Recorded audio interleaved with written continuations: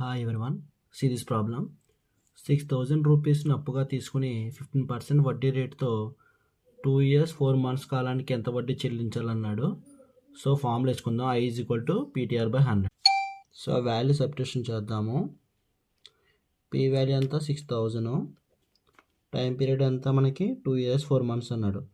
అంటే 2 years 4/12 వేసుకోవాలి. Rate of interest 15/100. So 2 0 cancel అయిపోయింది. 60 ఇంటూ ఎంత అవుతుంది, 4 3 క్యాన్సిల్ అయిపోయింది. 3 2 6, 6 + 1 7/3 ఇంటూ 15. 3 టేబుల్లో 60 20 టైమ్స్ పోతుంది. 27 ఎంత 140 ఇంటూ 15. సో ఇక్కడ 14 15 ఎంత చేసుకోవాలి. 4 15 5 4 20, 5 1 5 + 2 7, 0 వేసుకొని 1 4 1 1.